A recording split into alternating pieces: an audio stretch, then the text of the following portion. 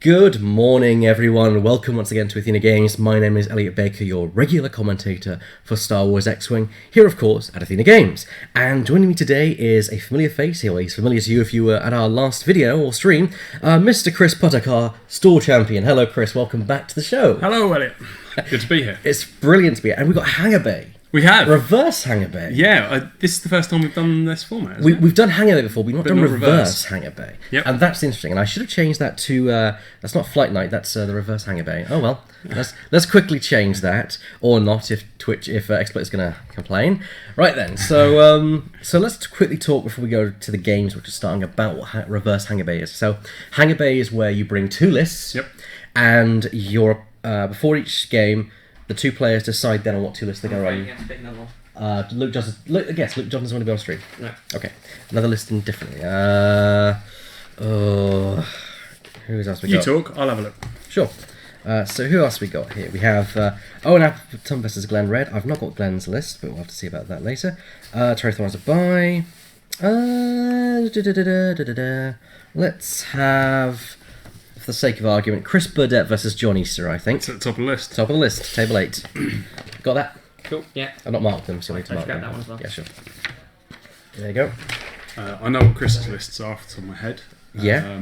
So that could be interesting. Awesome. One list is triple arcs, which he flew for the store champs. Mm-hmm. The other one's a double. Yeah, he's got triple arcs, yeah, which he was playing last time. Double defenders and Vader. Yep, double defenders and Vader. And Mr. John Easter, well, one of his lists I know is Pal Paces. Okay, yeah. It's quick draw, well, it's kind of quick Pal Paces. It's quick draw with Mega Leader and Captain Yule with Palpatine on board. And he does know his power paces. He knows his stuff. And he's also running Manaru, Old Terror, and Fen Rao. So it's a fairly standard list. Yep. I'm not surprised to see both two kind of meta lists Yep. in as his choices. Very good initiative bid at 97 points as well on that one. Which you won't need. It means that his opponent's got a tough choice between both lists. And that's the thing about Hangar Bay, because in Hangar Bay, normally you choose which of the two lists you're going to fly, and you see what your opponent's two lists are, and you have to try and guess which one they're going to use. In reverse Hangar Bay, your opponent selects your list and you select your opponent's list. So in this case, Chris will get to define what John is playing, and John will get to define what Chris is playing. And that is where reverse Hangar Bay comes as an interesting form. And there's been some people who say reverse Hangar Bay is a good idea, some say it's a bad idea. All I know is that we're doing it today, so it's an idea. It's an idea, yeah. We'll find out whether we find it's a good idea or not soon. We'll soon find out. I mean, there is concern from some people, I think myself among them, that all someone has to do is bring two meta lists, and there's no choice there. Or two either two jousting lists or two arc dodging lists, and then your opponent has nothing to pick from. Yeah. And you pick the one that's weakest to that. Yeah. And I think I think we'll see quite a lot of that, to be honest. Yeah, I agree. I think it'll be I think we'll see a lot of lists being in play today, and I think we'll see a lot of hard decisions being made by both by everyone in this tournament, essentially. So let's quickly look over what John's two lists are, which we can actually go to the border and probably even watch them make the decision as it is. So there we go. I believe we have John on the left there, and I think it's Chris on the right. Yeah. There we go. They're showing off their two lists as they were, and so of course they can then select which one they are using. Hello, Lager 50. I believe that is Mick Ford, who's watching us on the stream. He was, of course, on the stream last time. You commentated on the game. I did. So that was a really good game. It was a great game. We've got Really enjoyed that. Got a lot of feedback online about that game. Oh, do we? Yes, a lot of very, very positive feedback, which is good. I like positive feedback. Yes. I like negative feedback as well, because at least you can learn. I can learn. Yeah. It's like, what are you doing, you idiot? Smack. I still haven't managed to fly an Aussie, so it was really nice to actually watch them fly. In a way, it's interesting to take this perspective, because we obviously pay quite a lot of attention, not just on in the background. Yeah. So it's really interesting to watch those ships fly, and you can get a really good perspective from here on how they work. Now, of course, normally what I'd be doing is I'd be setting up the overlay right now. But we can't. I can't. Well, I can, but I'm taking a 50-50 chance here. Yeah. So, I mean, I could get it right, But who knows?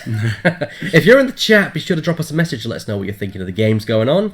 And of course, you're watching this on YouTube, be sure to comment below, let us know what you think about the game, and like the video, and of course share it to your friends. Just tell them about Athena Games and what we do here on the channel. We not only stream X-Wing, we stream Magic, which our boss actually, well not my boss, not your boss because you don't work here. My boss James Grinstead is currently over at the Birmingham GP for Magic the Gathering. Oh really? Yeah. Doing quite well. I think he won round 1, I believe. Is that his particular favourite? Magic game? is the game he tends to play competitively quite a lot. It's the game he's mostly associated with. But like how I'm associated with X-Wing at the store, and and a variety of other games. I mean, we all dabble in various other games. We all have that one game which we really are passionate about. Looks like John's picked the triple arc list for Chris. Right, and I think I'm looking at the Mind Link list for John. I agree. So let's pull up those two lists and show the audience what we have going on here. I'm not surprised that that's been John's choice of Chris's list. I've flown against those triple arcs a lot. I know them pretty well, and flew against them a couple of days ago. It's an effective list, more effective than you'd think. Yeah. But one of them's likely to get PS killed, I suspect. Yeah. I think it was a wise choice from John to go for the smaller, squishy ships. Yep, definitely. Compared to, what was his other list? Double Defenders and Vader. Because they can double hit, and they can really stress you out. It would be bad for the Mind Link list in general, so it's not surprising. I am a bit surprised at Chris's pick. I don't think I would have gone for Fenrau, Manaru. Then again, it's either that or Palpatine, so it's like pick your poison. But I think Palpatine, pick Palpaces. It's manageable. Yes, it is. Everyone knows what you have to do against Palpaces. You can't always achieve it, and John flies incredibly well. But maybe that is actually why he picked it, because John obviously plays Imperials a lot more. Exactly. That is what my thinking is. So maybe he's gone for the weaker one here. Yeah. His weaker one. So let's have a quick look at what we have here. So, Inception! Whoa! There we go. There we go. So we have, of course, Fenrau. Basically, both Fenrau and Alterok are built the exact same way. So Atari Mind Link, Concord, Dawn, Protector, and All Thrusters. You usually see Veteran Instincts on Alterok, but it's not surprising to see Atari Mind Link in this situation. It does mean that he has the potential to focus everyone up thanks to his ability. Manaru, she, of course, is going to be handing out focus and target locks as long as she's with the range one, because don't forget she was nerfed a while back. She's built with a rigged cargo chute as well, and I'm a Protector. Very interesting build, very different. Yeah, it really is. Intelligence agent as well. I think this is a very different Manaru, which is nice. It's a nice idea, actually. Yeah. You've got to keep it in close because of it being nerfed. So you might as well make it really potent for being in the way, use it as a blocker, and the Revenge Droid is always good. So let's have a quick look at Chris's list. So we have Nora with R2D2, Rage, Inspiring Recruit, and Alliance Overhaul. R5P9 on Hangar Bay with adaptability to shove her up to 7 or down to 5, but I think it's more up to 7. Yep. I mean, I don't know if anyone ever has shoved them down, but I think it happens every now and then. If you want use it down. If you want it to be across the same across all your ships, maybe. But, Ray on board, so that means that Ray cannot be in the list, of course. Alliance Overhaul, Braylon Stram, R3A2, Gunner, and Alliance Overhaul. So that's the two lists in play today for this first match. And apparently, according to Mick, he calls it the Wookiee Flat Pack. Talk about IKEA. Nice. Fair enough. Alright then, so let me start getting the overlay set up as our competitors are setting up. Yeah. I guess that's the advantage of Hangar Bay, is that there's a bit of setup time between matches. For them as well as us. Alright then, so there we go. So what are you bless you. Are you what are you hoping to get out of today? Like, what are you what lists are you looking to see? I'd like to see a good variety. It's a great chance for people to fly stuff they don't normally fly. And possibly see some lists we don't always see. So it'd be nice to see some variety. And I'd like to see some Wave 11 stuff, because obviously that's actually the new legal hotness. and in there now. There's actually been a bit of, I think Wave 11 and beyond, especially lately in X-Wing, has been very polarizing for a lot of people. Yeah. There's a lot of division in the community of it's good, it's bad, I don't like it because it's overpowered. There's a lot of calls for people to nerf this, nerf that. And there's even a lot of people, I've seen a lot of people talking about making their own version of X-Wing. Oh, really? Yeah, there's talk online of Major Juggler making his own rule set for X-Wing, which, my own opinion, I think it's very presumptuous to do that. Just a little bit. Because, the developers are still making the game, and they're not perfect, and no one's perfect, because, unfortunately, people say, how did this pass testing? But when you're testing with 50 people... We had this discussion last time, didn't when we? When you're testing with 50 people, it's much different to testing with 5,000. Or 500,000, or however many people play it. Yeah. There's no way to play test all the rules to the point that they'll break, because they'll always break when you put it into that many people. I studied game design at university, and even when you have... It's much easier to balance a video game, because you can patch things. Yes. And that's simple as that. Whereas that's what the FAQ is. Yeah, that is our real world patch. The thing is, when you apply the patch, it's across the board. Whereas when an FAQ is applied, some people look at the FAQ, some don't. There are casual players who don't. So that's basically the argument, is that not everyone can be beholden to the FAQ, because not everyone knows it exists a lot of the time. Certainly not in casual play. No, but then that just means that if you're playing that casually, does it matter anymore? Yeah, that's a good point. And to truly get a game that's balanced is also extremely difficult, if not impossible, I'd say. It's impossible. I would say it's impossible. There's always going to be something that's more powerful, or some combination that's more powerful. Everyone's going to gravitate towards what's good. What I like about the recent releases and what they're doing with the FAQ is that you see some old ships coming back. Being more useful, old cards coming in that you didn't see before. And that's what I like, is that FFG have shown, to me at least, that they are perfectly willing to change and admit their mistakes and change things. They're not going to say, oh, well, we did this and it was fine. They fully admit that the Hawk having one attack dice is a mistake. Yeah. I think they've kind of come out and said that the Jumpmaster was undercosted. But of course, it's very easy. It's very easy to look back and say it's overcosted when at the time it might have seen in testing, it might have passed testing, because as we said, testing is you're going to do so much. But no, I think the game's mess is actually quite healthy at this stage. I don't think it's too bad at all. It's a lot better. It's a lot better than it was a year ago. I think. Yes, I think a year ago it was you either ran a meta list or you didn't win. But now I think it has opened up a little. Yeah, a little. I mean, it's not perfect, and probably never will be. But it's better. It's a good game. Step in the right direction. You can, and with a new wave just out, obviously today we're sort of in a good position, because there isn't any meta for the new ships. Not that's been extensively tested yet. Yeah. So hopefully we'll see some actual interesting builds. There's the handshake. Here we and go. The match is on. So let's get that timer going. Ding dong. So I'm just setting up the overlay right now. I should be done soon. It's always a tough thing when you're setting up the overlay live. It's a time constraint thing. But actually, people were actually asking me the other day, why don't you do numbers for the shields and hull? Because that'd be easier.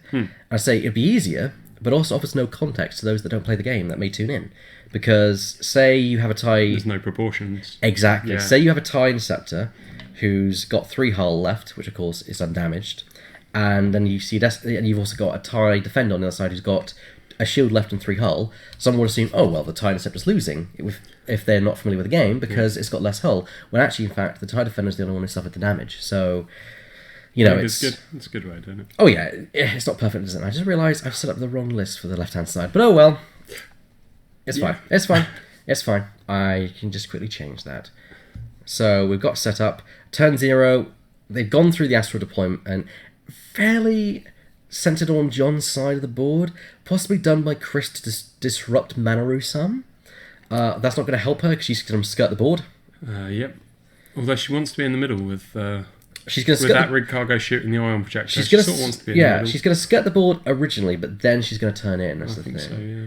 Unless it could be a ploy by John setting up sideways to say, I'm going on the edge, when oh no, I'm going to turn and engage. I mean, John can fly all his ships separately, essentially. Yeah. They haven't got to stay together, whereas those arcs kind of want to be flown as a small swarm. Well, Manaru needs to be the close range, doesn't she? Yes, but the other ships don't need to be alongside. Yeah, you true, know, so true. he can keep those protectorates at slightly more distance and fly them. Yeah. I mean, I thought we'd see a lot of Nim today, and there are a few Nim builds around, but not as many as I thought. There is a Soul Sixer out there. Is there? There's a Soul Sixer out there, which I'm very pleased about. Yeah, we'll have to get that. Or well, we can't guarantee. We can't guarantee, but yeah, we'll hope we'll get that on.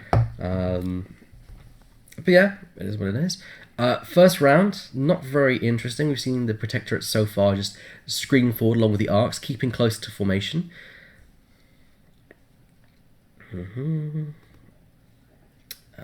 That's Manaru. So she's not got the title though, so she's lacking the punch, which is my concern about Manaru. But she is there really to create interference more than anything else. Absolutely. No surprise, really. That's kind of what she's built for now. What did you think of the nerf when it occurred? I think something needed to be done. Okay. I think range 1 to 2 probably would have been fine. Yeah, I think she needed a range restriction, but I think range 1 maybe a bit too far. Yeah. I know why they did range 1 is because it then absolutely did force her to be part of the engagement. Yeah. So you can't coast her behind enough to be beyond range, but close enough to give help. Yep. Also, range 1, remembering it's a large base ship, range 1 is a lot larger. Bigger. Yeah. So range 1 to 2 on a large base would have been huge. Yeah. So, I mean, she hasn't disappeared from the meta entirely. Still being used. You don't see her as much, but I think that's a fair That's a good thing. Yeah. That's the point, isn't it? Yeah. If she's still used but used less, then for me that shows that it's doing what it's supposed to do. Chris is turning in. I think he's trying to catch those protectorates, but he might find himself being outflanked by Manaru if he's not careful. He's going to end up with Manaru nice and close. Alright, so we have, I think, if I just through my guesses, I think we have Nora Wexley at the back there, along with Shara Bay in the middle, and Braylon Strom taking up the front. It's the low one up front. I'm not sure that's going to be helpful against those protectorates, since they could possibly blow that thing off the board. Unlikely, but then again, you never know with Fenrir's ability, because of course he gets that extra defense and attack dice at range 1. He does. So he likes to be at range 1. He hates being at range 2. It's the only range he really dislikes. Yep. Remembering if Chris does, of course, turn in for the protectorates and Manaru comes up too close behind, he has got rear arcs on all those arcs. Yes. So, and pushing crits through onto Manaru, Manaru's not going to like it for long. No, crits are the Jumpmaster's real weakness. Yeah. Once you get through the shields, there's not a lot, but it's enough hull to be worried if you get that and that major hull breach. That can be very detrimental. Any crits do cripple the ship, sadly. And Chris doesn't really want to fly towards Manaru with the intelligence agent on there because he is going to end up getting bumped. Yep. Or bumping. And the arcs don't really want to lose those actions. Well, I don't know about that because he can mitigate that with Braylon because Braylon does move first. But then I guess if you do, because if you're focusing on Nora and Charbay and where they're going, Braylon can of course then mess up your own formation with his own barrel rolls, as long as he's predicted where you're probably going. And Braylon's there just for the stress spot, really. So it doesn't matter which arc you're using or. Yep, and I believe we're going to have some combat here. First round of combat. I'll leave my co-commentator to call the action. I've got the screen up on the left here if you want to use that. Yeah, so looks like we're going with. I'm not sure which one's which actually. That's a good point. That's a good point. I will. I had an assumption. I'm not sure I'm right. It's 2 hits anyway on Braylon, I think. I believe Chris is blanked out. Fenrir, because Fenrir shoots first, so Fenrir to Braylon. Yeah. So Chris blanked out. So there's no damage. 2. 2 to Braylon. Yeah. Ouch. That's not the exchange he needed off the bat. So 2 shields are down already. That's not good. Pretty sure that's what that was.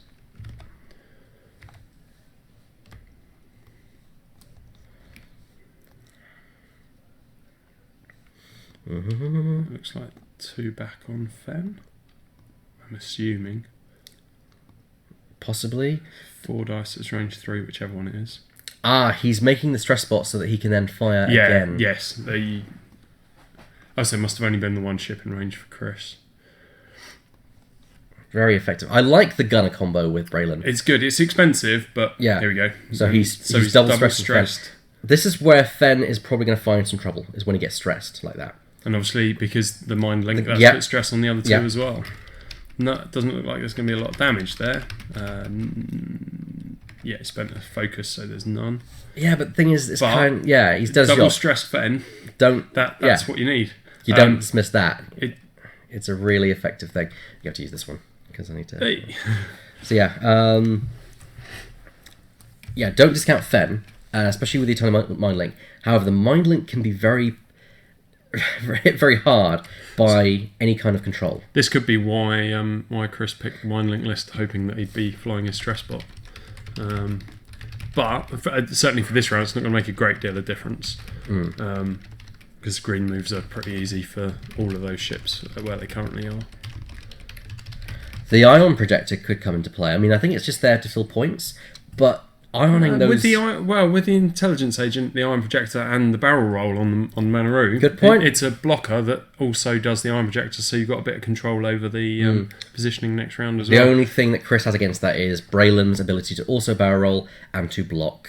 Actually, can they? No, they can't barrel roll. They can't. Yeah, they can't barrel roll. So in that case, anything. No vector thrusters. So no. He's not got repositioning, so he can't even try and mitigate the blocking there. No, that's going to be problematic for him. And then you've got the rig cargo chute as well, so that Manaroo can drop that presumably after he's ioned someone, or hopefully ioned someone. He just jumps over the top and drops the rig cargo chute on them, so they're not turning around. So we got Rage on board Nora and Inspiring Recruit. Yep. And the Inspiring Recruit is actually a really nice idea because it's a double effect, because you can use it for Nora when she rages, but it's also there to help Braylon when he double taps. Although Braylon obviously has his remove stress ability as well, so he can potentially do it himself. That's true. But you are risking that. You are. There's no guarantee of that. No, there's not. But and if you don't but he also doesn't need his action so much. He's there to do the stress bot, and with the front and rear arc, it's quite difficult, certainly early game, to be dodging both of them. Yeah. I'm remembering John has to dodge both arcs with all his ships, or all his ships are going to get stressed because the that's a good point there. John's going to struggle to turn around after the initial engagement. And Chris can afford to fly away because he's got rear arcs on all his ships. I didn't consider that. He's also got the turret for Manaroo, although she with only 2 dice. Not doing too much. It's not going to do that much. Yeah.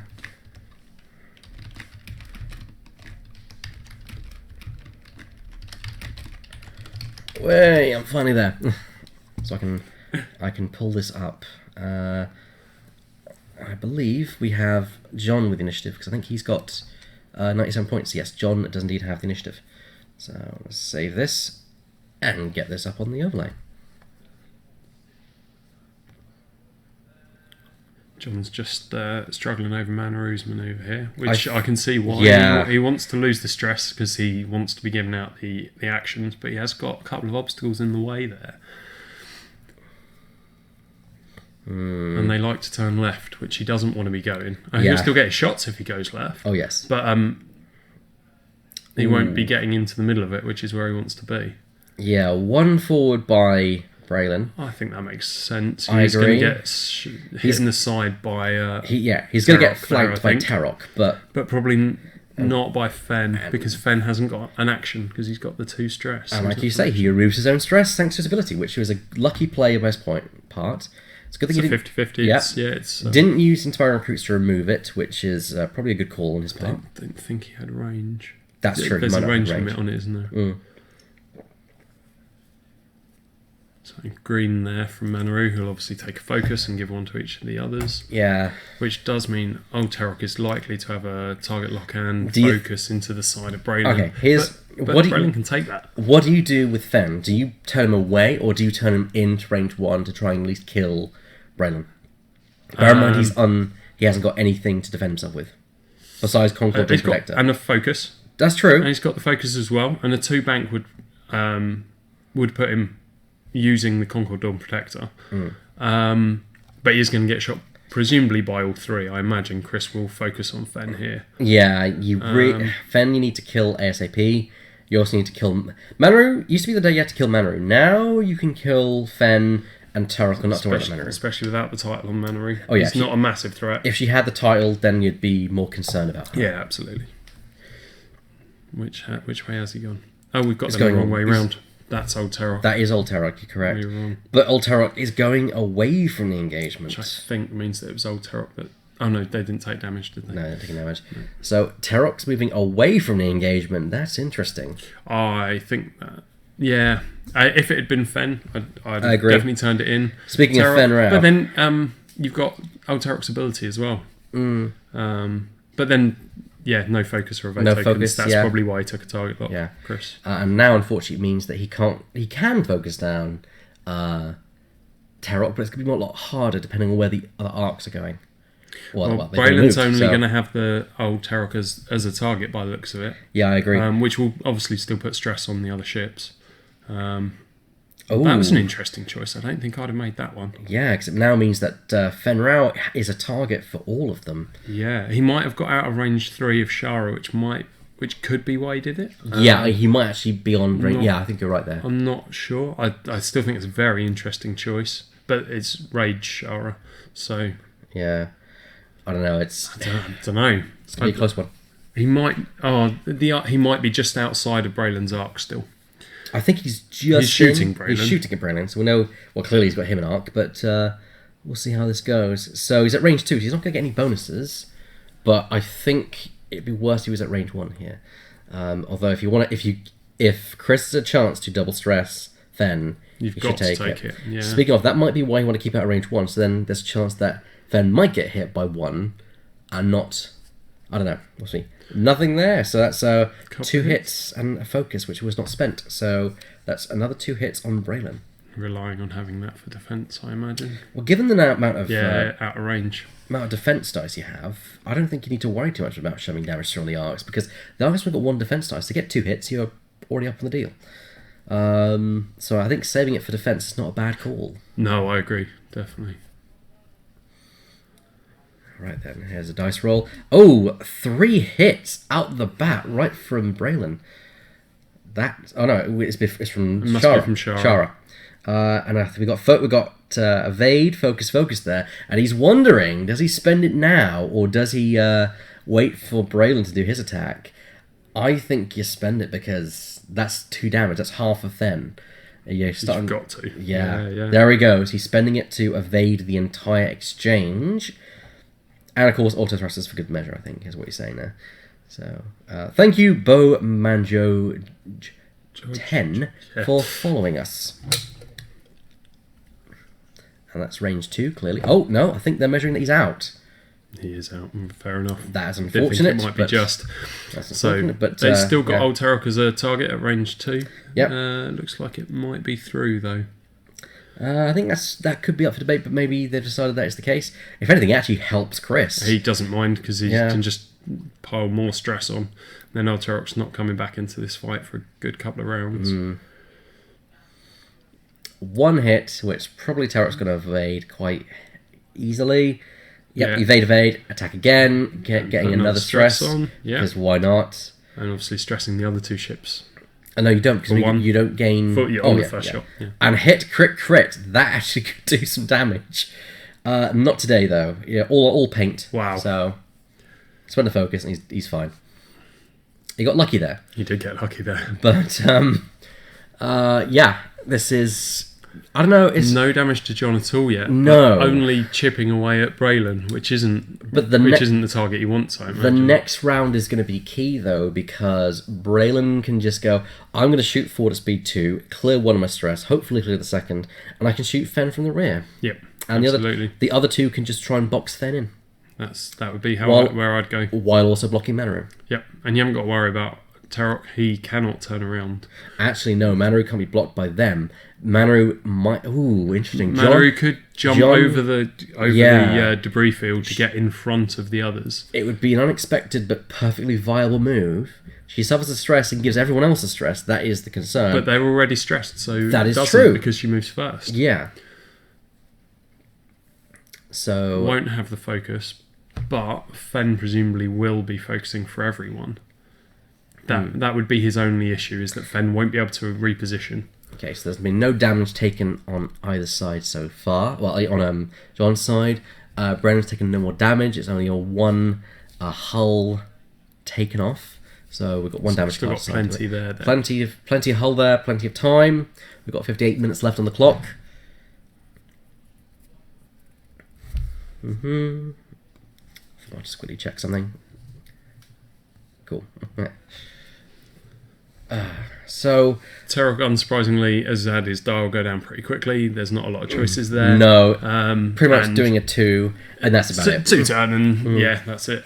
Braylon, again, that's pretty simple. It's got to be green, and that it can't be over. You don't want to go over the. The problem is debris, Chris cannot fall into the trap of chasing down Terok. He now needs to switch target. He's got to to leave him alone. Yeah. He's now out of it for now. At least 2 rounds. You've done what you need to do. Yeah. There. And if you start, he needs to focus down on Fen now, though, or he's not going to get a chance. If he starts stressing Fen while Terok is still stressed, he can then start to really mess with John's movements and action equality there. Yep. His efficiency is going to be way down, and that's exactly what Chris needs to try and swing this back in his favour. Because right now he's losing on hull. He's got more hull and shield overall compared to John, but he's starting to bleed them faster than John. I think it's been a fair exchange so far. I'd have quite happily exchanged the shield and that one hull for Terok being completely out of the fight now. Yeah, I and agree. Manaru essentially being in a terrible position. Yeah. Yeah, he can get the block, but if he gets the block, I suppose Fen could then try and get out of arc, and John could take a whole round here to just recenter himself. But if he wants to try and block Manaru, he could just do 1 full with Braylon, and that'll block a bank.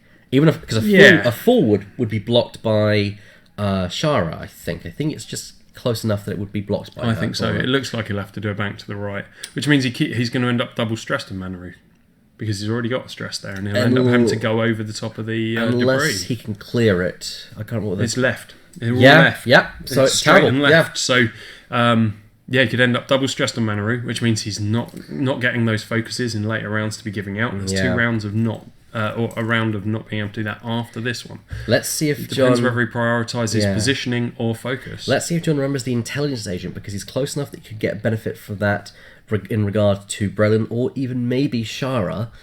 But we'll see. Yeah. I don't think it doesn't matter to Braylon. No. Braylon's moving before everything. Yeah, so that doesn't really matter. It could help Shara, but only if he's got repositioning. Yeah. I suppose he could do. No, he can't. I don't think he can fit much of anything. It will inform him on what he wants to do with Fen. The problem with that is if Fen would move after Fen anyway, finds that out. Yeah, it's no real benefit to him. And it only matters if Manaru's got that barrel roll to take to then put him in the way of something. Yeah. And he's not going to have that action. No, I can't see it. Even if he turns left, he's blocked by the barrel by the actual ships being in the way themselves. And all that, and the debris and the asteroid are all in the way of his movement here. I mean, he could pull off a shocking move, but it really depends. It all hinges on where Braylon ends up. I wonder if he can fit a 2 sloop in there. That's white. It doesn't particularly help him this turn, but after that he can then turn left for the rest of the turns. He doesn't. If it fits, he can then move left into that clear area. Depending how far forward Braylon goes, he could actually catch Braylon now with that. Oh, he removes the stress as well, I think is what he's saying. So 2 forward. Yeah. I did think he'd do a 2 forward. Yeah. Potentially blocks Fen, or Fen will struggle to get out of that rear arc. And he removes both of them because, of course, he rolled before he moved. He shouldn't have rolled after, but all it does is change when the dice roll. So it's still a hit. We won't worry too much. He's going he has left. Gone left. I think he. Ooh. That's not a bad position to be in, but he's close. Was green. It is green. He can, I think, fit the barrel roll in there. He can. You're right. He can. I did wonder if it would, but it didn't look like it. Definitely can. That's actually and really I smart. Would definitely be doing that barrel roll myself. Oh yeah. Unless he's just hoping for a range 1 shot and he can put the focus everywhere, and then Fen can reposition. So he might want the focuses so that Fen can reposition instead. Yeah, I agree. Difficult choice, and I problem- think that's yeah, probably what he's Because agonising if over. he barrel rolls, he might block Yep. Fen. So, I mean, he definitely is thinking about this. Yep. He'll deny an action, possibly on both of the arcs, but then he'll be taking 2 range 1 shots because Braylon has the rear arc. The problem is, And you'd be tempted to take Manaru out at that point if he's sitting Yeah. that obviously. he might not know if he would have been able to do it because of Braylon. If he does it now, and he has blocked Fen loses his potential actions. He doesn't want to do that. Exactly. So he won't be doing it if Fen's going forward. But I'd be surprised if Fen's going straight forward. He's got to lose his stress. Yeah. Well, let's forward it straight on. And he won't want to bump into Shara and leave himself in front of Nora. I mean, ideally, he wants to do possibly. If he wants to clear it, he needs to go at speed 2 at the very least. Yep. A 2 turn left is going to bump into Brennan. A 2 bank is probably going to end him up with no target. No target, and sitting right behind Braylon. And he won't be able to get out of it A particularly. 2 forward is probably the best. Maybe a 2 right. 2 right. I wondered about and a 2 bank. right and try and then a boost round Yeah. to the left and arc dodge Yeah. as much as possible and rely on your auto thrusters. Depending on where, obviously, Nora and Shara end up. It looks like he's got a focus hook in his hands. He could be deciding He's got to be deciding between the bump and the... he's He's not guaranteed the bump even if he does do it, but it seems likely. That's the thing, is it could be that Chris predicted this move. He's gone for the focus. He's gone for the focus. So everything's been focused. Seems kind of sensible. That's 3 actions for the 1 action. Did or he denies did he forget one. the intelligence agent as well? Yeah, I think he did. So there you go. So yeah, that would have been really useful for him to know. Yeah. He predicted that he might have been blocked. So he would have gone over the top and it wouldn't have made any difference. Possibly. I mean, he might have actually been caught. Depends how far back John would have went. Now, if Chris is really lucky here, he'll bump, Fen will bump, and he'll still have shots of all of his ships because of the rear arcs. Yeah. Even if... Oh, quite the kill box. If you get past dear old... Yeah. If you get past dear old Shara, you've still got Nora to worry about. And he's sort of boxed, if he has gone straight with Fen, he's going to be boxed in by Manaru being there. Although I'm guessing he didn't. He wouldn't have agonised the for actual, that long. The best thing for John actually to do right now is actually to bump, because then only Nora will have a shot. Yes, that's true. So, yeah. But we'll see. I'm surprised he went left there, but it doesn't make a lot of difference. I It's think... just trying to lose those stress. Yeah, it does make it easy Here for we the go. arcs to then re-engage with Fen him. is jumping over the top straight into the middle of That's the kill probably box. the worst position to be in. Yeah, I mean, he can barrel roll out of 1 arc, and that's about the best he's going to be able to do. And I'm not even sure he'll manage it. I don't think he will. No. Because either way he goes... Fen is going to struggle here, and even if he doesn't, he's going to end up double stressed if he's not dead. So, yeah, not a great position. Would for you Fen. rather be at range 1, or would you rather... I don't know, it's He's got tricky. the title against Nora. I suspect that's not going to help. Well, it's got to help.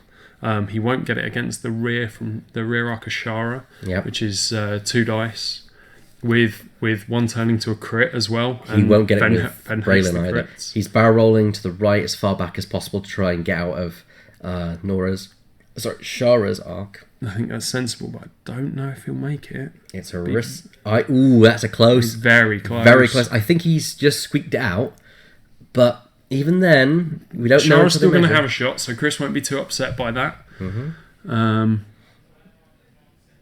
Range 1, which works well for Fen. He's happy with that. This is against an undamaged Nora, it's worth pointing out.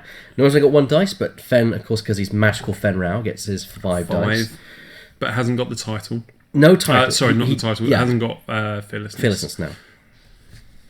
Has got a focus. So the maximum damage she can do... Oh, he's only rolling... Wonder why he's only rolling 3. We got these the wrong way around. Maybe we have. No, even then, it would be 4 dice. Yeah.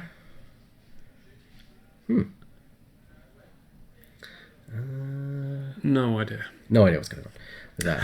Because it should have been 5 dice, but maybe he was forgetting the ability, which is and range 1, which is very unlike him. Okay, so here we go. Here's a return shot from Presumably is right. Is that spending Shara's target lock, which he can do to add the focus, which he'll be spending to if that is Fenrau could be in trouble here.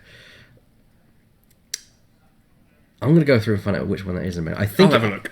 I think it is Fenrir. I suspect it is because of the movement. Yeah. And a blanket too. No, they moved the other way around. They did. No, yes, it must be from around. Yeah. Pilot skills. Exactly. That's what I thought. It's got to be. Yeah. Yeah. He just rolled. Don't know why he rolled 5. He rolled 2 hits. 2 evades and a blank. So that's going to hurt a lot. John I think is forgetting the range 1 ability of Fenrir, which unless it was range 2. Yes, I think because Chris only rolled 3 dice in return, so it must have been range 2. Yeah, must have been. There we go. They're checking that rear arc. And I think Shara, think Shara's in. That's in. I think Shara's in lots of trouble here. Oh no, it's not. So he's range 2 on Manaru. There's it's a crit for one of them as well. Ouch. Oh dear. I'm gonna go and find out. I'll go. You sure? Yeah, sure. That's bad for Fen. That's very bad for Fen. So I'll go through and check after this round. Another 2 hits. This time to Manaru, who has got a focus token, so she has something for defense. She's probably going to want to spend that because she's got, I think there's only 2. And of course R5P9 activates, so he suffers damage. He rolls a hit, so Shara gets hit by 1. So that's a shield off of Shara. R5P9 gets R5P8 gets used a lot. Very effective little droid. And I think Manaru is going for an attack on. I'd go for Nora, to be quite honest. It doesn't make a great deal of difference. You might as well take the range 1 crit. And I think that's focus. So another shield off of Shara Bay.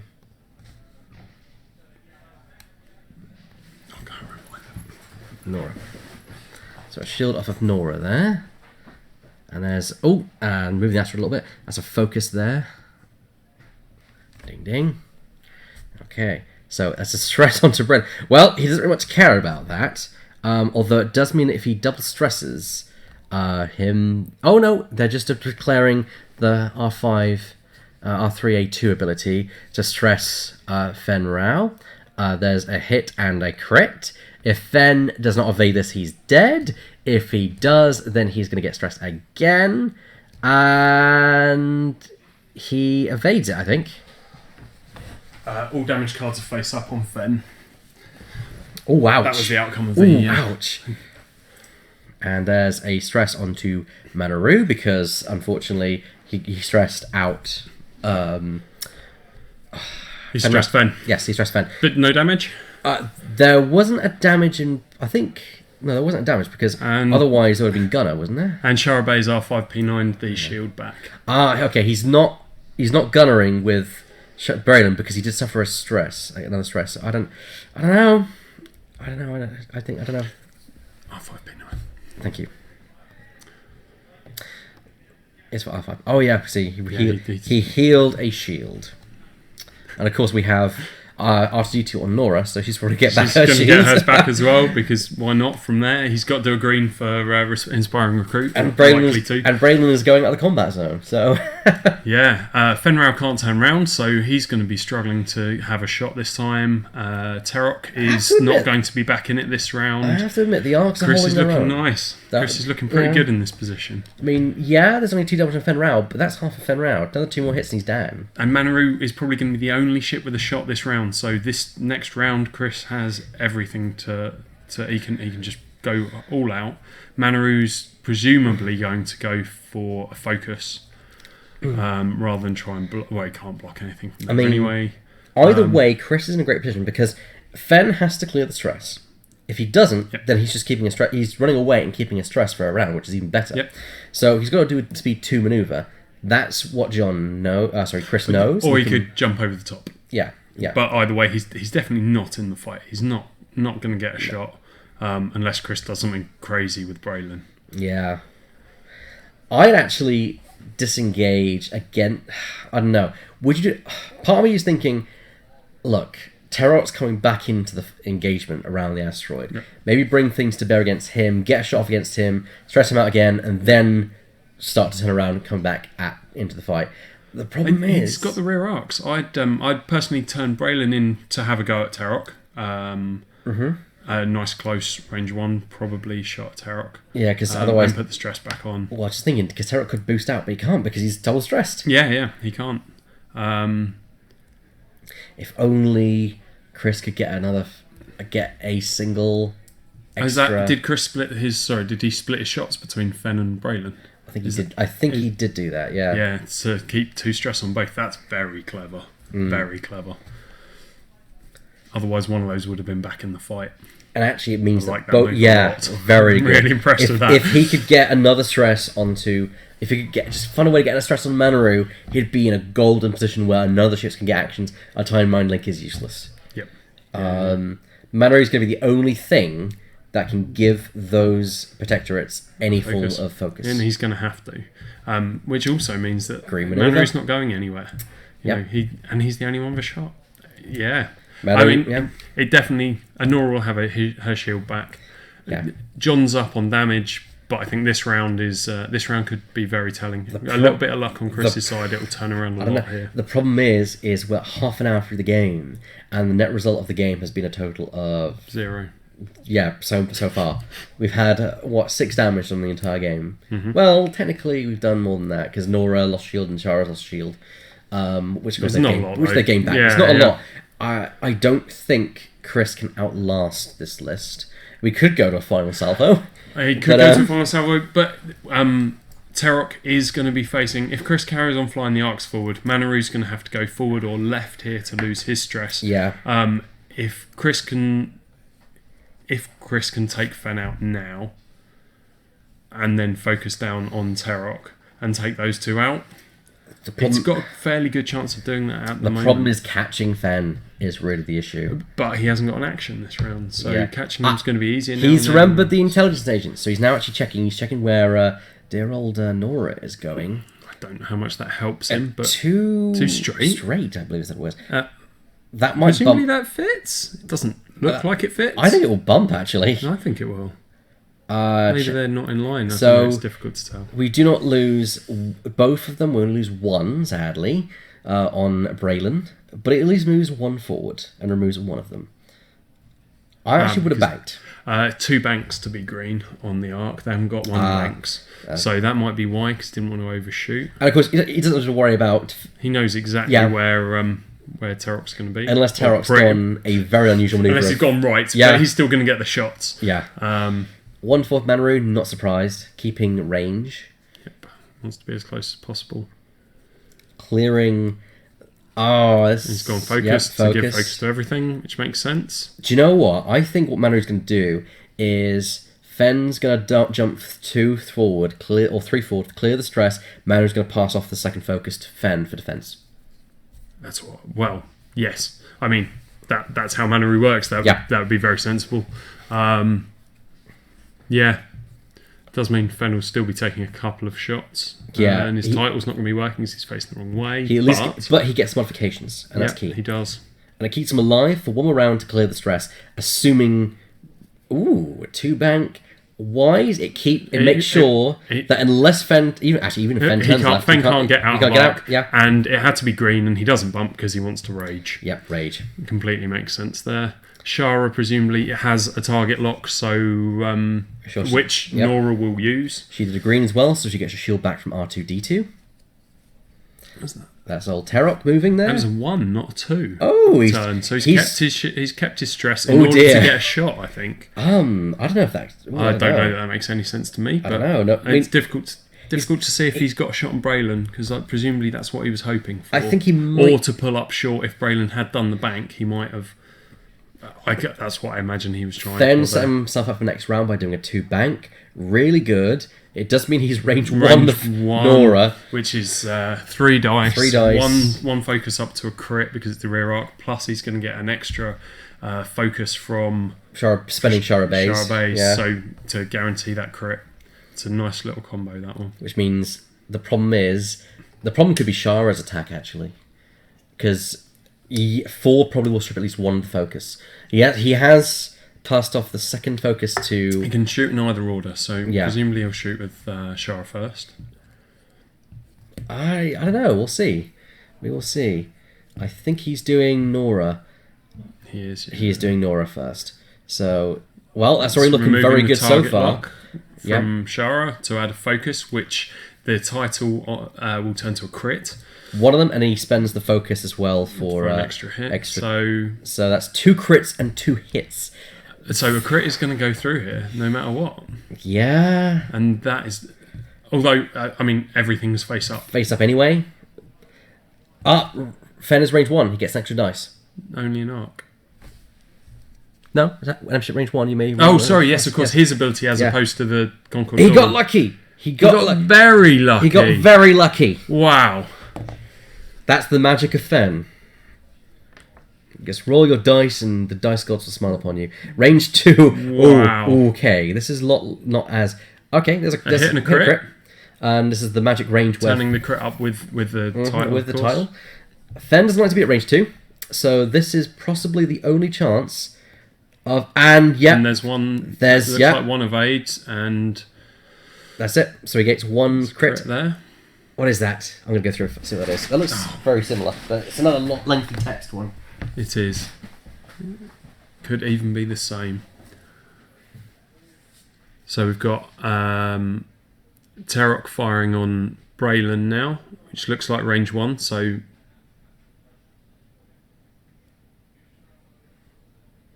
just checking arc. It is in, looks like it is in arc and at range 1, so that'll be 4 dice, and he has got a focus. Damage sensor array. No actions for Fen. Who's stressed anyway. Yeah. But he was about to lose that stress. Yeah, that's the thing. 1 hull left on him. Yeah. Do you split the fire again? Personally, now... That's very difficult call. Yeah. That is really difficult. You don't want Fen back in the fight. But you're not going to hit him. No, but the whole point is to stress him out. So... No, but Chris needs the kills. True. But he doesn't want to be getting shot by Fen. Exactly. Then again, it doesn't matter because Fen can't do actions anyway. So maybe... That's true. Yeah. To be fair, he's not going to kill Fen, so you might as well try and do some damage to Tarok and stress Tarok out. Maybe bring the arcs in to take Tarok. Tarok's already still on 2 stress, so I'd be tempted to just throw it at Tarok, who's not got any. He's firing from Braylon to Fen. Interesting. Or was that Manaru shooting Braylon? Oh, no. Yeah, Manaru shoots first, doesn't he? Yes. No, taking the stress. No. 3 stress on Tarok. Yow. Not looking good. Oh! That's a roll and a half. That's a really good roll.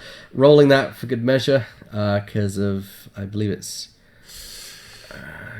what else he got there?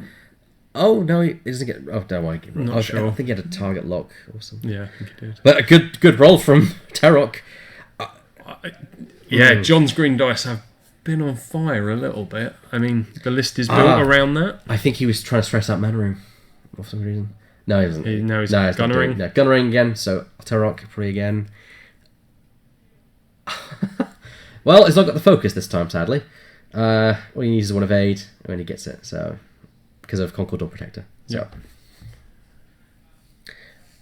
Well, I don't know, because the damage is still on Chris's side, but it's still looking terrible for him, to be quite honest. Yeah, it looks like they're now firing with Manaru, which is confusing. It's the wrong way That round. is confusing, because Manaru should go first. I don't think she got a crit. She's still got shields, so I don't see why she would have gone now.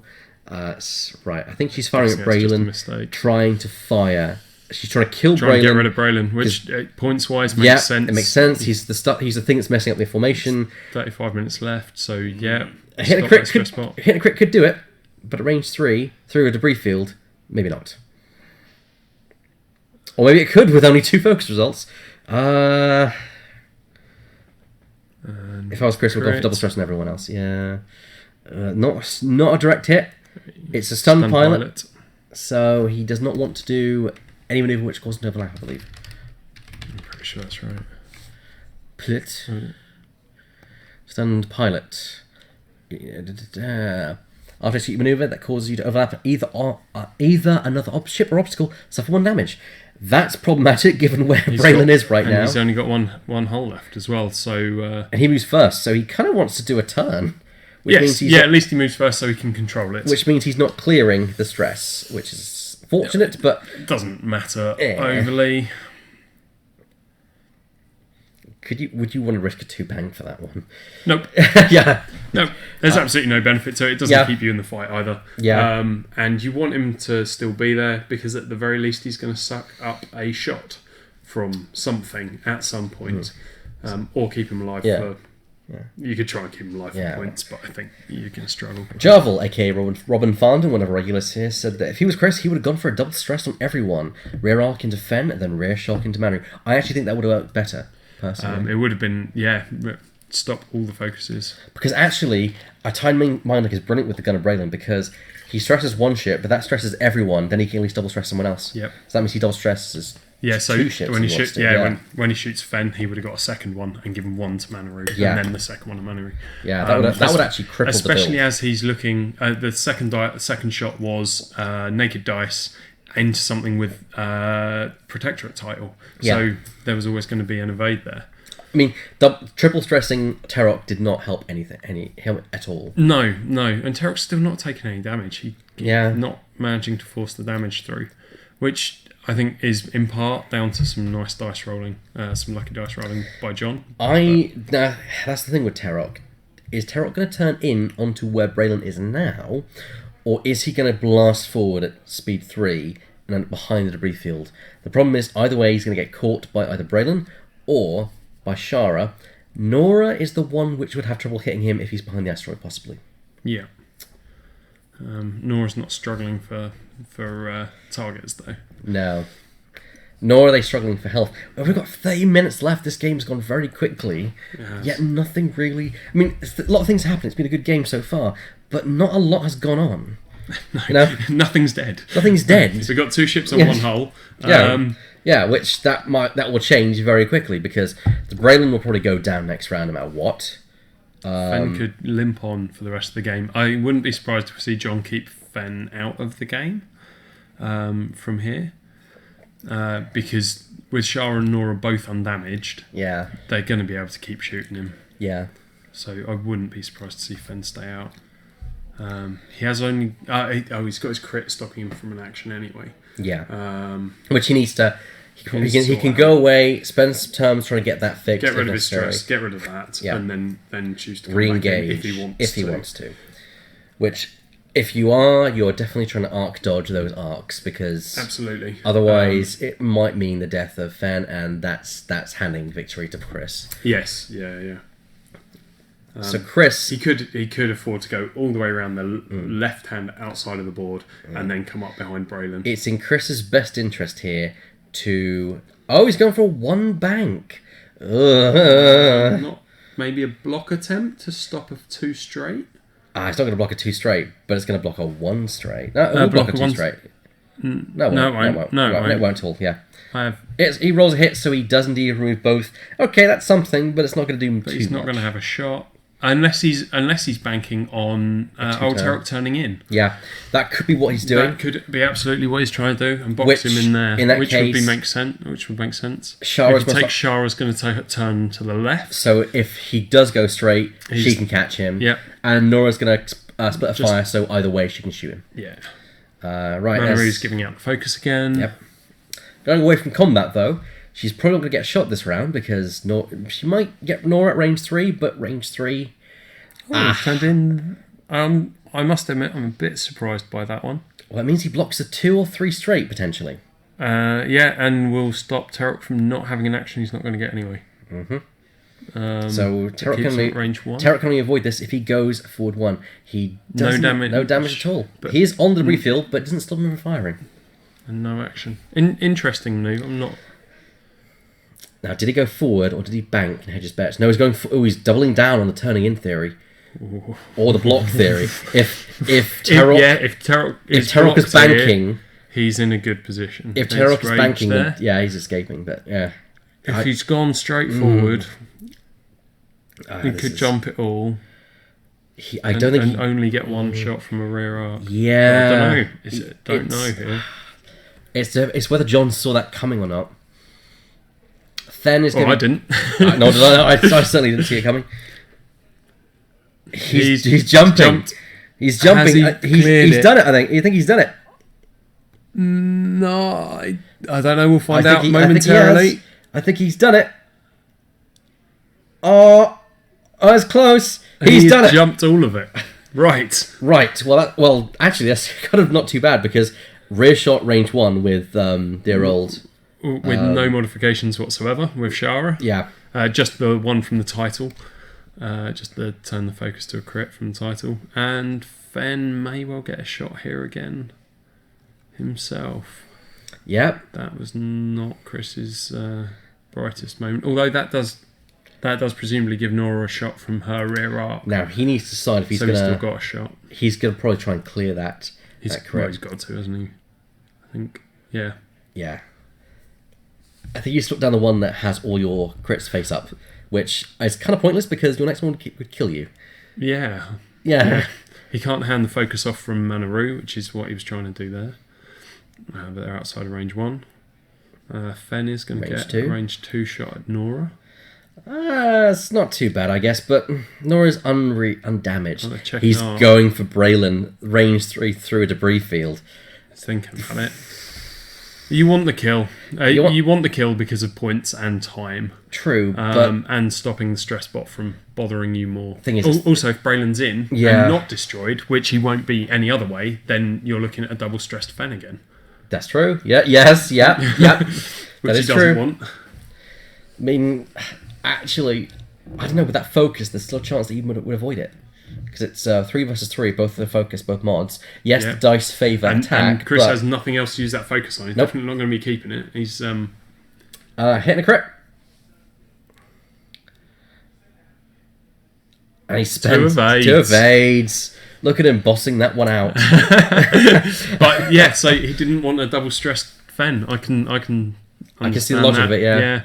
This is the range 2 shot from Nora onto Fen. This could kill Which Fen. could be the end of Fen Rao. This could kill Fen. Range 2 isn't what he wants. It's only 2 dice though. Yeah. The problem for Chris is next round if he wants to try and engage Fen because turning both ships is going to be hard. Oh, hitting a crit. Ouch. 3 dice from Fen. With a focus. Could go either way here.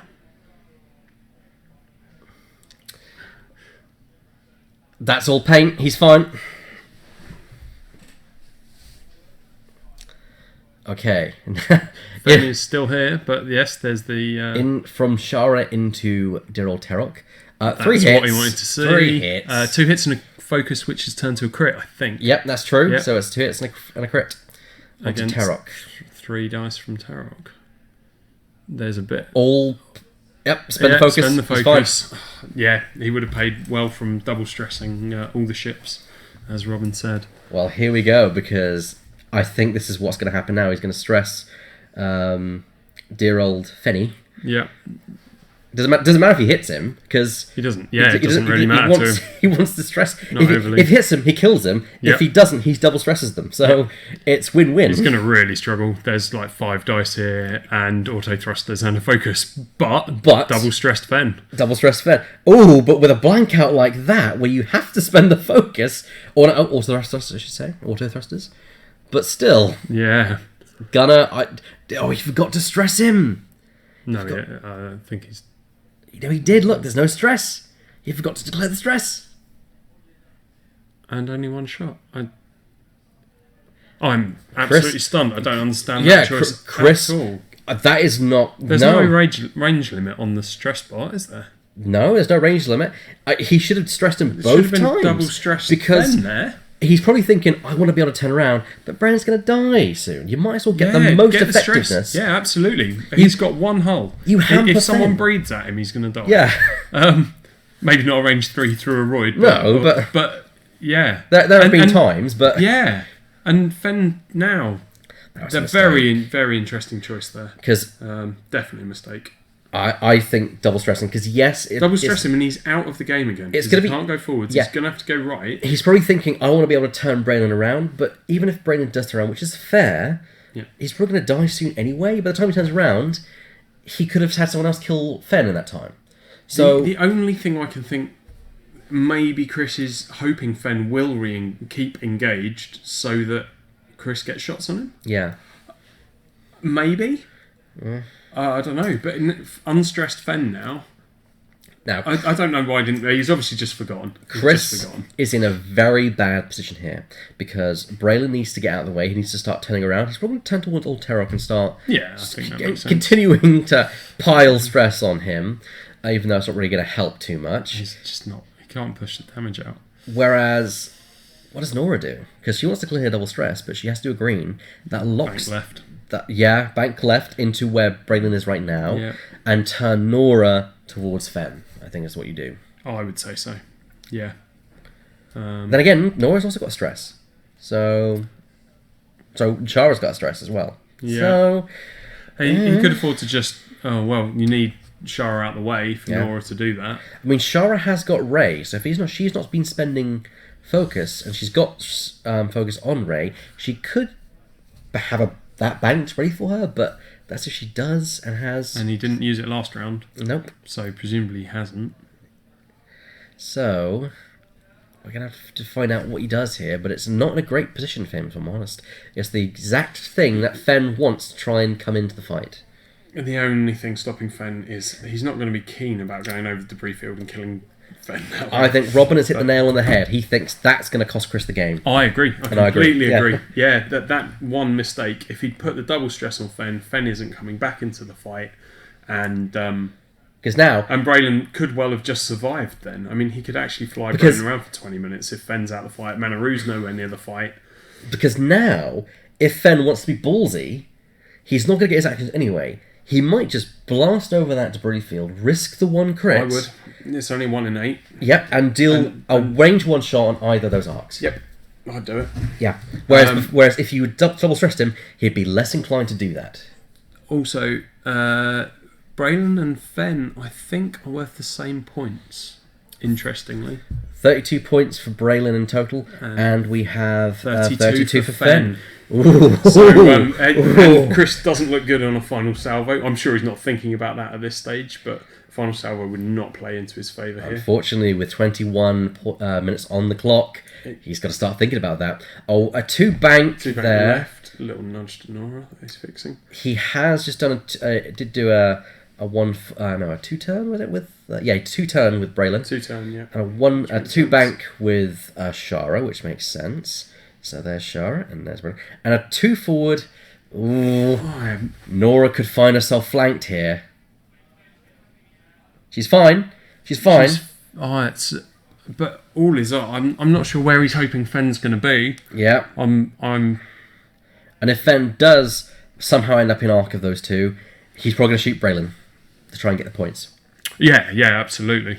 Because Terok's not going to get points because he can't turn around to shoot at him. No, but Chris just can't manage to hit Terok. No. Which is Terok's had the luck of crazy. amazing. Luck, Terok's been playing a ring around an asteroid for the last hour of the game. Half an hour of the game, but it's not really doing much for you. I think he needs to change his strategy and think, Fen is disengaging. He is disengaging. This could help Chris considerably.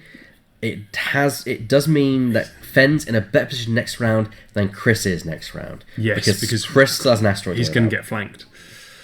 Yeah. John's dice have been very kind to him. They have, yeah. Very, very kind to him. I mean, it's a list built around that, but he hasn't had a lot of blankouts. If he had, he wouldn't have 2 ships there. There'd be 2 dead ships. Manro is not passing extra focus off to Finra. Oh, go for it. You might as well. It's range 3, but who knows? Yeah. You might kill him. You never know. 2 dice out the rear, auto thrusters, and a focus. The chances are so slim. But you're not getting a kill any other way. Yeah. Who knows? Terok through isn't much better, really. It could be your day. So it hasn't been so far. But no, maybe. The dice have got to run out at some point. More average dice rolls and he'd already be down Fen. Yeah, I agree. Yes, absolutely. And Terok would have something chipped away from him as well, I'm All pretty right. sure. It looks like that Shara is shooting first, and she's going for Terok. Range 3 and through. But if that's the only shot you got, you're going to take it, aren't you? She can't even see always Fen. checking, So, yeah. it's only Nora shooting at Fen this round. That's not going to kill Fen. Who knows? Isn't it? Well, Yeah, you it never might know. kill You never know. Fen. I think John sort of deserves to lose Fen at this point. Deserves? Really? Well, his dice luck's got to run out. That's Well, what I mean. true, You know, eventually the averages have to come out. But Not with dice rolls like that. no, Where's the reroll coming from? That's what I want to know. Where is the reroll? that target That lock. target lock. And the focus will change to. Oh no! Nora's shooting at Terok. Oh. Nora's shooting at Terok using Shara's target lock to add a focus, which spending the focus and Yeah. getting an extra crit from the. That's what you wanted when you roll against Fen. Yeah, Because now there we go. That's a hit and a crit through. That's there we go. Dice luck always runs out. I'm gonna go and find out what that is. 'Cause that looks considerably important. Could be, yeah. Oh, here we go. Oh, stunned pilot. Another stunned pilot. So again, obstacles are overlapping. That's not too bad for the Protectorate. It doesn't like to go over No, obstacles and anyway. a Protectorate there. John's sensible enough to be flying away. Here, Chris it is seems. doing another 2. This is probably again into Terok. I think it's got to be, isn't it? That's into Fen. Is that all focus? No, he's got all thrust. He's fine. He's fine. It could have been either of them. Could be either. Yeah. But yeah. Okay, so what I think happened there is that Shara shot at Terok and Nora shot at Fen.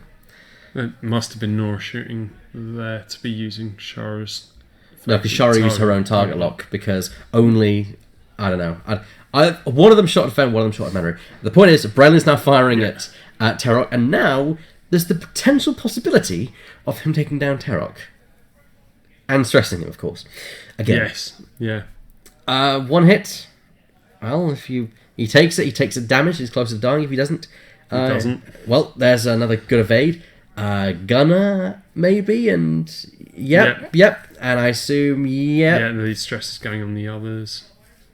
He's again stressing. I don't think he's. I don't. No, I think don't think he is. stressing No, again, he's not. Because why? Yeah, he doesn't need to. He doesn't So need spending the to on focus, him. 2 hits. That's gonna do another damage to Terok. Yeah, one more damage there. Okay, the game is starting to get very, very close. It is, and there's still no shot on Braylon. So Chris actually isn't in a terrible position. Nora and Shara aren't getting killed next round, even if they get flanked by Fen. Chris has 16 minutes to kill Fenrir and Old Terok before Manru can re-engage and start making life miserable for Chris. Yeah, he's got to watch. Losing Braylon would be bad for him now. Yeah. Which, Because then he has to take out both. I mean, the advantage is if he does chase Braylon. Terok again with Braylon, Terok, so yeah. Manu can't get into a range where she can shoot at Braylon, and Fen isn't turning around to shoot him Doesn't either. turn that far. So So he can afford to chase and not worry about his stress too much. the problem is Shara and Nora, because They're going to get flanked this round. yeah, Shara can turn around a little bit. Nora can't, and she's double stressed, so she has to do a green. That's a 2 bank or a 2 forward. It is. So she's a bit locked into what she can do. She can remove both stress because, of course, inspiring recruit. Yeah. But she'll if find she does herself. green. She'll find herself flanked by Fen. The only thing is, Fen may not have. Fen's not going to get a great shot if he has range on either of them. Actually, Yeah, 'cause he don't might forget- struggle for range. Don't forget, he doesn't have his actions, so he can't reposition. He can get the focus from thanks to Manaru and or well, not Tarok, but from Manaru at the very least. But there's no other actions coming at him unless he clears the Unless he clears it. card. Well, he's going to have to clear it at some point. I Now think would be the time. his yeah. With only 14 minutes left and 0 kills on either side, it could literally go either way at this Yeah, stage. it really could. It could. We could see Braylon die and it go into John's favour. We could see both Fenrir and Terok be killed and swing to Chris. Braylon could die, then both the Protectorates die, and then that's in Chris's favour. But it could literally go either way. 2 turn here, I'm assuming. Trying to clear the 1 stress with his ability alone. Whether he's successful or not, we will find out. Not on the debris field, so if he Which does is good clear because it. he'd have died Yep. from his crit. He didn't roll. He's, So I guess that he's forgotten. Which is a shame. Chris knows this list incredibly well. I'm surprised he's forgotten as much as he has. I don't think it just happens. Maybe he rolled and it was off the table. We didn't see it. I don't know. I don't know. But we'll find out. 1-4 from Mamoru. He's that worried, really. Yeah. Okay, a 2 bank with Nora. Nora makes sense. Does. Clearing the stress. However, if I'm presumably not putting the stress back, he's going for a target lock. That makes a lot of sense. Out of range, so he's focusing. Just focused there. A 1 bank to bring them Range. both in together. Yeah. Keep them together, not separating them. It's a fair move. It makes a lot of sense. Yeah, it's a fair move. And he doesn't really want Nora engaged without Shara's target lock. So he wants Shara to get target lock. The quality. Oh! that was the sense. Yeah, move. That's Tarok. all he can do. Try and keep range and keep Tarok alive. Tarok is saying he's going to know the time is. Yep. Tarok is saying, "Bye, baby. It's 12 minutes left. I'm running." Yep. Didn't even do a 4 to clear one of the stress. He's actually gone all the way out. If it was the Imperials, I'd say it's the Fuzz, but no, not today. 2 turn from Then means he's clearing the stress and getting his actions, but of course the only action he can do is to try and clear that. It's a crit that he has. Which is what he's trying now. That looks like a hit to me. He turns it face down. Well, that means he gets his actions back, but next round. Round. Which could matter, because I would suspect John will be turning in to go after Braylon with Fen here and arc dodge those 2 arcs at the same time next round. Yeah, I think... he won't... He'll take this shot, but he knows it won't make much difference. Range for Nora. Braylon is what turns the game for him here.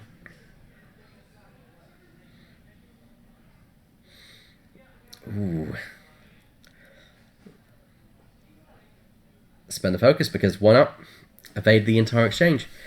Cool. Okay. And there's just a shot, I imagine, from Braylon here.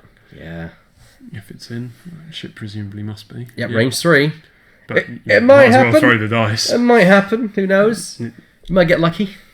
He probably won't stress, I imagine. 2 hits. 2 hits. Yeah. 4 dice. 4 dice with auto thrusters. Focus. Pretty not. Writings on the wall there. I don't. Well, he needed the thrusters. Nearly. Needed the thrusters. He needed the thrusters. Second shot because of Gunner. This one again, 2 hits. Well, I don't think the dice could be as that. Oh, he's got a focus. He has got a focus and thrusters. Yeah. So he's fine. But I mean, I think John here has to do the turn in with Fen and then boost. No surprise to see. And go for Braylon. It's no surprise to see Fen and Tarok playing the runaway game because only 1 hull left. But we shall see. John's been very, very lucky this game. Yes, although yes, undoubtedly. I think there's been 2 tactical misplays by Chris that's helped him a little bit. Yeah. Definitely, and that forgotten stress on Fen was the biggest mistake Chris has made in the game, I think. Yeah. If it was forgotten, he might have tactically decided not to, but I think it was in his best interest. That's what means he's now not going to get a shot on Fen. I can't imagine John does anything other than turn in and go for Braylon with Fen. Because he needs the kill on Braylon, and it will mean that he's out of arc for the arcs. I mean, do you want to be ballsy with the arcs and have them just go 1 forward and then turn the next round? Or turn away? If you're going to be ballsy. Or even, I don't know. Can't afford to turn away, he'll end up off the board. Well, I don't know. I don't know what he can do other than turn in. Yeah. He could bank, but then he's definitely getting flanked. Yeah, that's the thing. If he turns in, he'll have a shot with both, but probably only at Manaru. And even then, possibly not. He missed his... Manaru can afford to be shot. He missed his great opportunity with Fen. Because if Fen had been stressed for that one round, he still wouldn't have that. He'd still have the crit. And Fen would be flying away. Yep, and Fen would be flying away. Yeah, I imagine he'd be flying away. I see this going to John now. I see it possibly down to final salvo. It could go to salvo. We've got 9 minutes to figure out whether that's going to happen or not. I suspect Braylon's dead from Fen here, but do you think he's going to turn to engage Fen with against Braylon? I think that yes, because he will at the same time he'd be arc dodging those arcs. He won't get shot, and he can shoot at Braylon. It's a the thing is, complete you've got no-brainer. quite a distance to cover though. That's the thing. And you could do it, but So 2 turns to the left and then a boost to the yeah. left as well, because he doesn't want to get shot with Fen. He doesn't want to leave him anywhere in front of those 2 arcs because his dice. it just occurs to me that we've got in a very awkward position here. Actually, no, that's fine. Braylon's going right. Yeah. And sensibly, Braylon should be running away. Only when he overlaps, not when he actually goes over. That's the weird thing. So if he ends his position overlaps, he's bad. After that you causes you to execute overlap. After you execute manoeuvre, that causes you to overlap. So if his actual base overlaps, he's in trouble. But the rest is fine, I believe. It's a weird thing. I'd have read that the other way. That's interesting. Yeah, we had some weird discussion last time because I don't think it's actually a conclusive decision. Because the manoeuvre causes you to overlap. Yeah, you have. It's a weird one. Yeah, it is. I actually don't know the answer to that. Yeah, Jarvel. Really good first game here. It felt like the sling was online at every turn. Yes, it really has. Speaking of our chat, let's give a shout out to everyone who's watching right now. There's a 2 bank from Braylon. I think he had to get rid of the stress. Yeah. Well, he didn't have to, but nothing else was going to give him much more distance. Yeah. And we have Beard X of X Death, Carlberg, Figwent, Hadius 4711, Jarvalf, J Oddity, Lager 50, Lethy 2017, Nardwell, Shivajiva, and Slowcool. I believe J Oddity is actually an X-Wing channel I actually watched just yesterday. He was asking about, he's apparently a new player who's wanting, assuming it's the right person, he's a new player who's thinking of attending nationals, and he was asking the question: is it okay to net list? And I have Yes. nothing wrong with that. Yeah. You play what you want to play. Yeah. Morally, I mean, that's up to you. But Yeah, I mean, everyone has their own opinions on that. It's not going to change people's opinions, but it's okay. But yeah, it's okay. They're all valid lists, or they wouldn't be. If he goes fast, if he goes slow with Fen, he's going to get caught. If he goes fast, he could arc dodge. I can't. Yeah. He is taking the target lock on Fen, so he's assuming Fen's going to be there. Oh, that's the wrong thing to do, though. I think, yeah. Never assume. He could have gone for half points on Mana. And Terok's buggering off. Yeah, because, of course, because he's saving points. Yeah. They'll be well aware that there's not long left on the clock, and it is just Fen here. It could be Manaru. It could be Manaru that finishes off Braylon. Actually. There we go. There's the 2 turn. I think you're right, actually. A 2 bank would take him to range 2. And out of arc of at least one, if not both of those arcs. But it might not be both. Ooh, he's definitely clearing. Yeah, there we go. GG. Well done, John. Last point in the final few minutes of the game. And yeah, see, I'd have been tempted by... Oh, Chris obviously didn't see that coming. I'd have been tempted to put Shara's target lock on Manaru and go for half points on Manaru. And here we go. Braylon's going to get killed. Around. Braylon's going to get killed with 5 points. Then again, he's not going to catch either Tarok. He's not going to catch either of Fenrau because they're just too fast for the arcs, and that's it. Game. Absolutely. Yeah. So. Brilliantly flown at the end by John there. But mainly down to Chris's errors. I think that's right. With 3 hits, Braylon's dead. Dead Braylon. Yeah.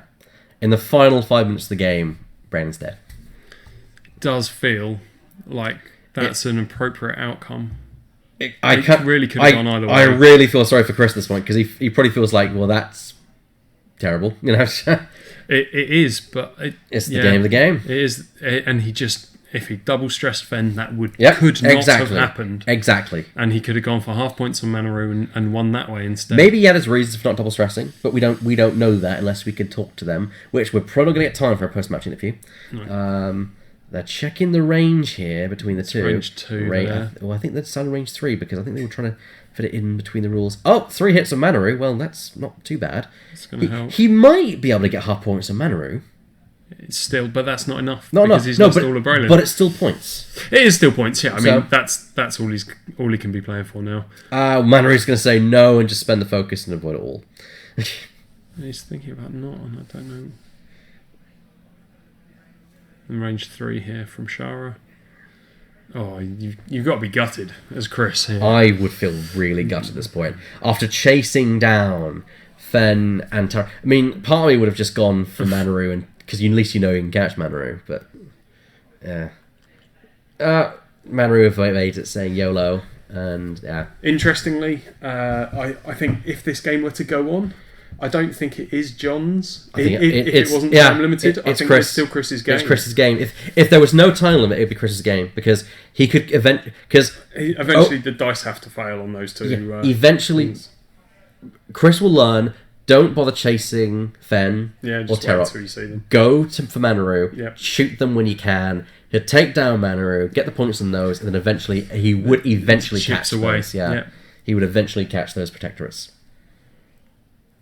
But that's not how the game works. Nope. So there is a time limit, and that's the thing because the list from Chris is called Triage or Triarch, I should say. But I just don't think they have the firepower to do damage especially against us like this. Against this list, he has struggled. Well, but John's dice are what saved him.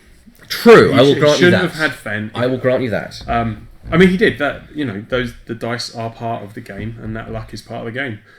Chris will be gutted. But by law of averages, he should have lost Fen. He should have lost Fen, and then he wouldn't then have lost Braylon. Yeah. And then he would have lost. Manaru would be getting shot. Yeah.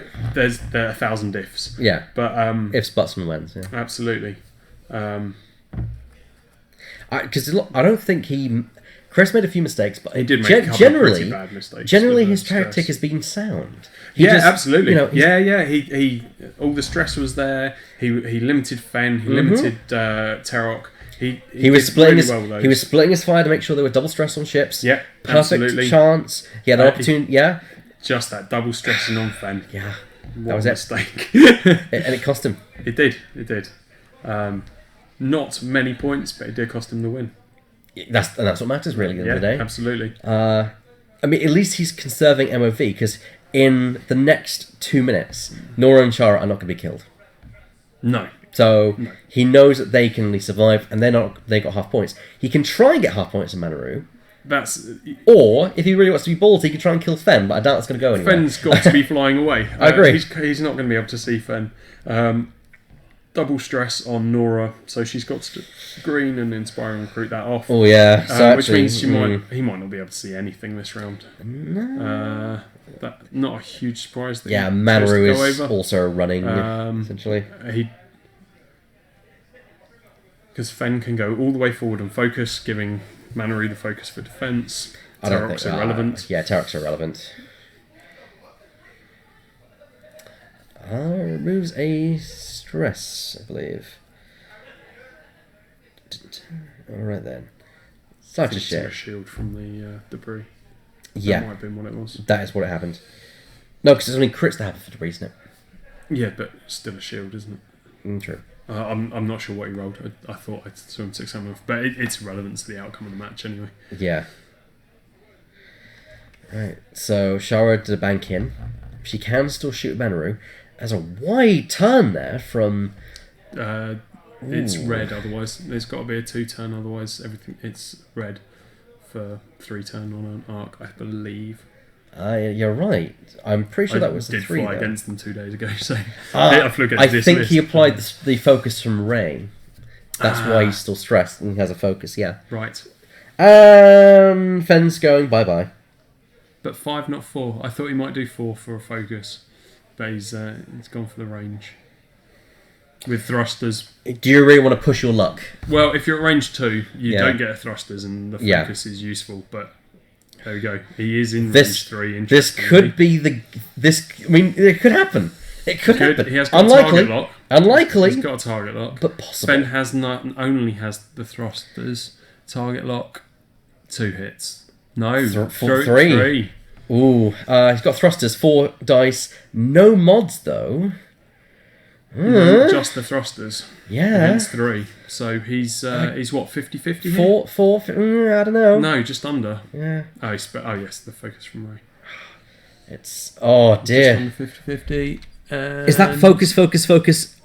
I think that's all focus. It's a dead Fen. It's a dead Fen. That's a Fen. Does that mean... That means final salvo. Final salvo? That actually means final salvo. Well done, Chris. Well done, Chris, yeah. That was... Well done. And final salvo... That... Okay. Given how the rest of the game has gone... This is the first time we've ever had a final salvo on stream. Yeah. So here we go. First of all, let's steal hits. Oh, yeah, Manaru. I suppose he can technically, but he can try and get half hits, but no, it's not going to. And even Manor takes a shield off at that point. Ouch! The dice have finally abandoned. But too John, late. Too Chris. late. Yes. Yeah. So it's a final salvo time. They're just working that out by the Which looks they're of it. eventually going to realise, hang on, they're the same points. They are the exact same. So we're going to have... Now, do you include the dead ships or just the ships that are alive in the final salvo? It's your whole list. Whole list. So we're looking at 6 It really dice. matters little. I think the odds are definitely... yeah, here we go. That's what they're doing now. Here we go, final salvo. It's 6 dice against 8. Not in... Because the title gives 3 dice, but doesn't actually increase the primary weapon value. Yep. This is not going to be good. Apparently it's only ships to the board. I don't think it really... Either way, it doesn't really matter. Because, Soul ships, isn't it? Tournament rules... We have a TO here, and he's usually the one who's looking at the rules. So let's have a look here. I mean, it doesn't make a massive amount of difference, 4 against 6 or 6 against 8, but they're certainly rolling for all ships. Unless everything is dead. Okay. There's 4 on John's side versus 3. It was so close, but yeah. But yeah, it's 3 on it's to Chris's. John. It's to John. Oh well. I'm Wow. gonna quickly look up that. But still, final salvo on the stream. That's the first time we've ever had that. And it's nice. Oh, really? Yeah. I couldn't believe it. It's a bag shift in percentages. Okay. Final salvo. It is a big shift in percentages, yep, that's absolutely true. Let's have a look here and see what the actual ruling is. In the game, ships, all of both players' ships are destroyed. Final salvo on page 7. Each player adds together printed unmodified weapon value for his remaining undestroyed ships and rolls the impact dice. Do you want to let them know? I'm going to go and let them know Because they haven't packed up yet, so...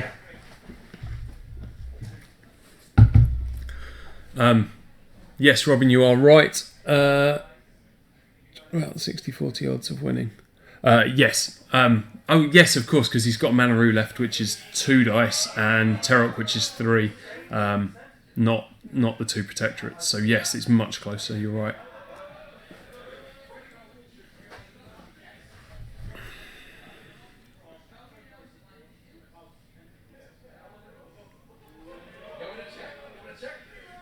Oh.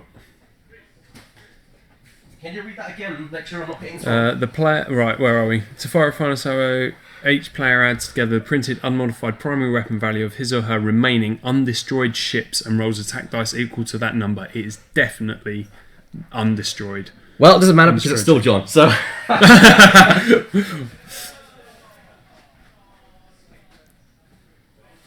So it didn't change the outcome. John still wins on final salvo. Very, very close.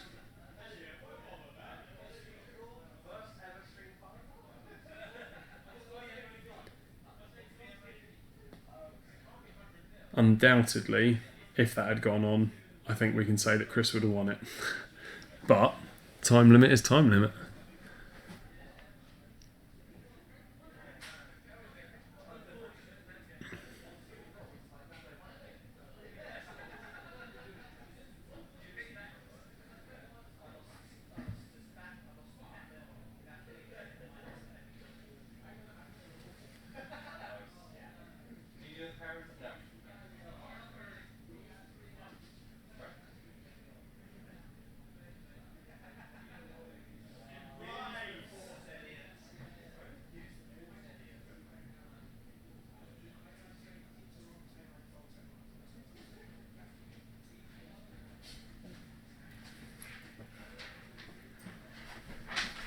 What an end. What an end. What an end. What an end.